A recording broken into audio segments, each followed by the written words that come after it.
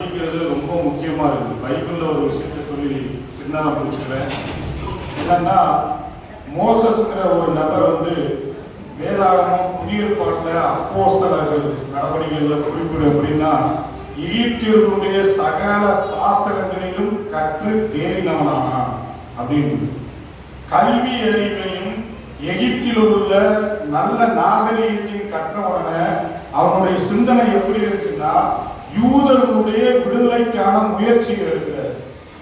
யூதர்களுக்கான விடுதலையினுடைய முயற்சியை அவர் எடுப்பதற்கு முக்கிய காரணம் எகிப்திய மன்னர்களுடைய அவர்களுடைய படிப்பினையும் அவர்களுடைய வாரிசா இந்த மோசஸ் கருதப்பட்டார். மோசஸ் எகிப்திய வாரிசா கருதப்பட்டாலும் தன்னை யார் என்கிறத நல்லா உணர்ந்து அந்த யூத மக்களுடைய மீட்பை மோசஸ் சொன்னார். அப்படி இந்த மக்களுக்கான கல்விக்கான விழிப்புணர்வு நமக்கு ரொம்ப அவசியமா இருக்கு. காரணம் என்னன்னா, ஒரு தனிநபர் சட்ட மேதை அண்ணல் அம்பேத்கர்ங்கிற ஒரு தனிநபர் அவருடைய கல்வி இந்தியாவில் இருக்கின்ற அனைத்து மக்களுக்குமான உரிமைகளை சட்டப்படி வென்று கொடுத்திருக்குன்னா, இந்த சூசே நகரில் இருக்கிற ஒவ்வொருத்தராலையும் அவர்களுடைய கல்வியால இங்கு பல மாற்றங்களை கொண்டு வர முடியும். இன்றைக்கு நமக்கான ஒரு நல்ல குரலா நம்ம மக்களுக்காக போராடுகிறவர்களா இருக்கிறதுல நம்ம அருள் தந்தை 2 பேரும் ரொம்ப முக்கியமானவங்க. பைபிள்ல அவங்க எலியா எலிசாங்கிற 2 நபருக்கு இணையானவங்க. ஐயா சாட்டை செல்வராஜ் ஐயா அவர்களும் ஐயா சுந்தரி மைந்தன் அவர்களும். ஏன்னா அவங்க முழுக்க நமக்குன்னு மட்டும் இல்ல, தூத்துக்குடி மாவட்டத்துக்குள்ளேயும் வெளியிலையும் எந்த மக்களுடைய உரிமைகள் பறிக்கப்பட்டாலும் அந்த இடத்துல போய் நிற்கிற போராடுகிற தன்மை உடையவர்கள்.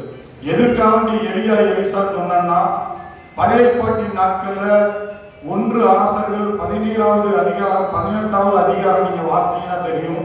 அதுல எலியாங்கிற ஒரு நபரை குறிப்பிட்டிருப்பாங்க. அந்த எலியாங்கிறவர் யூதர்களுடைய தீர்க்கதரிசி கிடையாது. அவர் சமாரியர்களுடைய தீர்க்கதரிசி. அந்த இஸ்ரவேல்ங்கிற அந்த இடத்தினுடைய தீர்க்கதரிசி.